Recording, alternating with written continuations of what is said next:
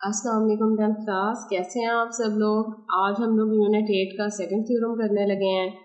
तो second theorem की देखें स्टेटमेंट है, in any triangle the square on the side opposite to acute angle. अब देखें जो फर्स्ट थ्योरम हम लोगों ने किया था वो ऑब्ट्यूज एंगल था, यानी उसकी वन जो एंगल था वो ग्रेटर देन 90 डिग्री था। अब यहाँ पर जो है एक्यूट एंगल है। एक्यूट एंगल का क्या मतलब है कि एक एंगल जो है वो 90 डिग्री से छोटा है, यानी ऐसी ट्राइंगल जिसके सारे एंगल्स ही वैसे 90 से छोटे हो वो क्या कहलाती है, एक्यूट एंगल कहलाती है। Triangle is equal to the sum of the squares on the sides containing that acute angle diminished by twice the rectangle contained by one of those sides and the projection on it of the other। अब देखें क्या मतलब है statement का कि ये एक triangle है ABC जिसमें एंगल A जो है वो एक्यूट एंगल है।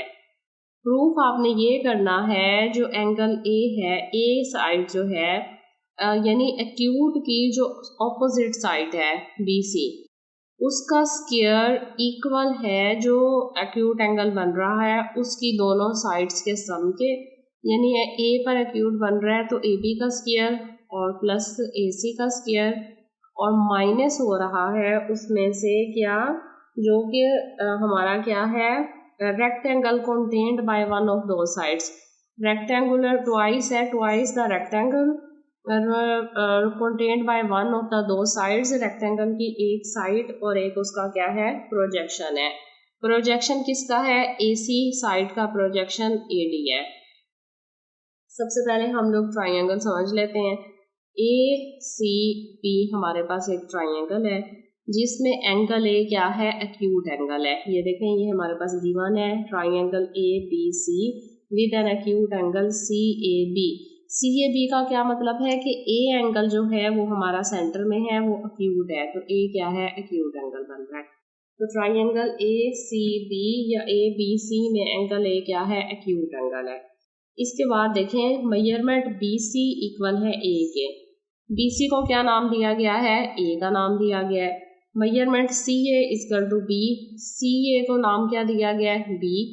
उसके बाद जो है AB नीचे वाली साइड फुल ABC को ये फुल साइड AB जो है किसके इक्वल है, C के इक्वल है। अब ट्राइंगल हो गई ABC, थ्री साइड्स हमने बता दिए हैं कि AC जो है वो A है, AC नहीं BC जो है वो A के बराबर है, CA जो है वो B के बराबर है और AB जो है वो C के बराबर है। ABC थ्री साइड्स के नाम दे दिए। इसके बाद क्या करना है, CD perpendicular AB, perpendicular draw करना है CD, किसके ऊपर ड्रॉ करना है, AB के ऊपर। परपेंडिकुलर का क्या मतलब है कि ये जो एंगल है यहाँ पर कौन सा बन रहा है, 90 डिग्री का बन रहा है। तो CD परपेंडिकुलर गिराया किसके ऊपर, AB के ऊपर, लिहाजा CD परपेंडिकुलर है AB, मतलब CD और AB के दरमियान कौन सा एंगल बन रहा है, 90 डिग्री का एंगल बन रहा है। इसके बाद है सो AD इज प्रोजेक्शन। अब AD इसमें क्या है, प्रोजेक्शन है। देखिए जो थ्योरम हमने वन किया था ना उसमें हम लोगों ने इससे क्या किया था, आगे बढ़ाया था, तो जो था परपेंडिकुलर का जो था वो प्रोजेक्शन लिया था। यहाँ पर वो कह रहा है कि AC जो साइड है AD उसका क्या है, प्रोजेक्शन है। तो इसके बाद क्या है, ऑन AB के ऊपर प्रोजेक्शन है। अब इसको नाम क्या दिया गया है, प्रोजेक्शन को, सिर्फ AD को X का, फुल साइड AB है उसे हमने C के इक्वल लेट किया हुआ है और AD जो प्रोजेक्शन है उसे X के इक्वल किया है, जबकि जो परपेंडिकुलर गिराया है CD उसे लेट किया है H के इक्वल। अब देखें ये सारा कुछ हमारे पास गिवन है। टू प्रूव साबित हमने क्या करना है, साबित ये करना था कि angle equal to the sum of the squares, जो हमारे पास एक्यूट एंगल है उसके सामने वाली साइड का स्क्वायर लेना है। तो एक्यूट के सामने वाली साइड कौन सी है, BC, तो BC का स्क्वायर इक्वल आ रहा है जो एक्यूट एंगल की साइड्स हैं। एक्यूट एंगल A पे बन रहा है, इसकी दोनों साइड्स उनका स्क्वायर लेना है, तो क्या आ जाएगा AC square plus AD square, AB square full side है ना, AC square plus AB square, minus करना है क्या, रेक्टेंगल की साइड्स, एरिया ऑफ रेक्टेंगल के, तो 2 मल्टीप्लाई क्या आ जाएगा, एक साइड तो फुल है हमारे पास AB और दूसरा क्या है मल्टीप्लाई प्रोजेक्शन, तो प्रोजेक्शन हमारे पास क्या है AD। क्लियर हो गई ये।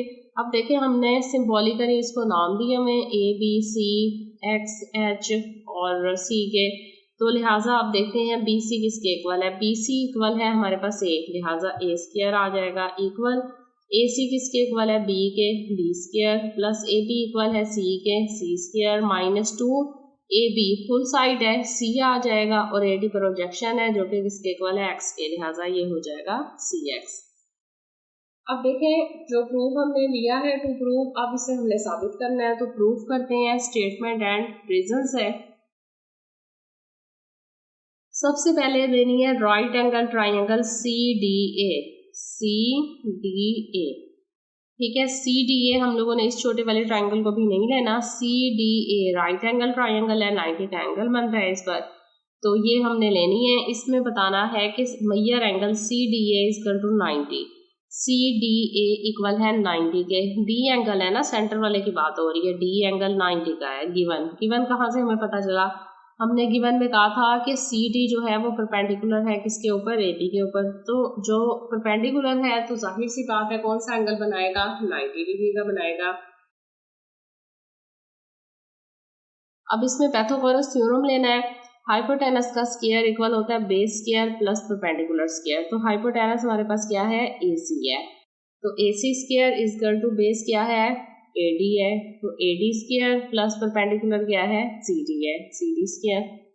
अब सिंपल से इनके लिखें, ए सी को हमने लेट किया हुआ है बी के, तो B square is equal to base क्या है एक्स के इक्वल है, प्रोजेक्शन को हमने एक्स लेट किया था, तो x square plus perpendicular H के इक्वल है तो एक्स स्क्वायर, ये हमारे पास इक्वेशन नंबर 1 आ गई।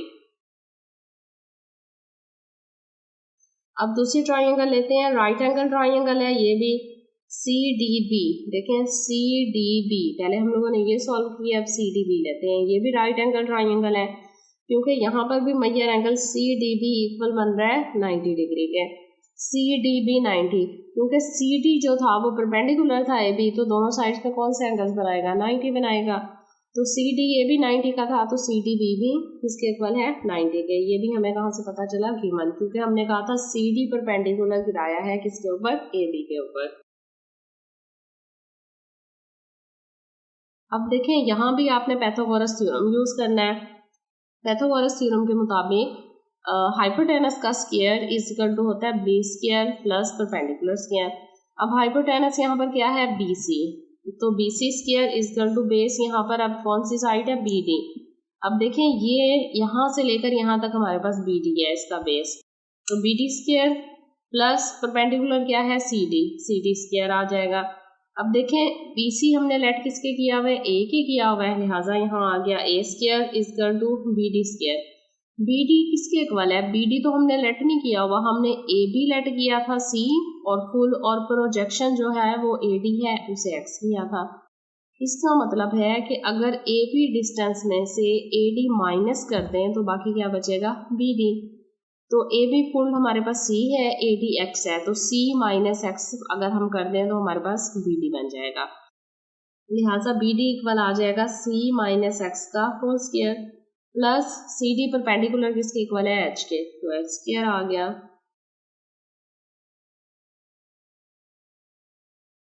अब आगे देखें यहाँ पर हमारे पास क्या हो रहा है, फार्मूला ओपन हो रहा है, कौन सा formula A minus B whole square, जो कि इक्वल होता है A square plus B square minus 2ab, क्योंकि माइनस का फार्मूला है तो 2 के साथ माइनस आएगा, ए स्क्वायर को वैसे नीचे उतार दिया, ये हो जाएगा हमारे पास सी स्क्वायर माइनस 2cx और प्लस एक्स स्क्वायर और प्लस एच स्क्वायर, वैसे आ जाएगा इक्वेशन नंबर 2। अब देखें जो इक्वेशन हमने 1 लेट की हुई है वो है X square plus H square is equal to B square, इसका मतलब है X square plus H square की जगह हम लोग क्या लिख सकते हैं बी स्क्वायर, तो यहाँ पर देखें X square plus H square आ रहा है, तो नेक्स्ट इक्वेशन में हम लोगों ने इसकी जगह क्या वैल्यू पुट कर लेनी है, इसकी वैल्यू बी पुट कर लेनी है, तो ये बी स्क्वायर के इक्वल है। अब आ रहा है, अब इसे आपने अरेंज कर लेना है, A square is equal to B square plus C square minus 2cx। अब इनकी साइड्स नेम आप लिख लें डायग्राम को देखते हुए, देखें बी सी ए हमारे पास क्या है बी सी, तो ये आ जाएगा B C square equal B क्या है हमारे पास सी है, तो ए सी का स्क्वायर प्लस सी क्या है ए बी का स्क्वायर -2c क्या है, फुल AB मल्टीप्लाई x क्या है, प्रोजेक्शन AD मल्टीप्लाई AD। तो ये हमारा थ्योरम जो है वो प्रूव हो गया है। एक चैप्टर का सेकंड थ्योरम था हमारा।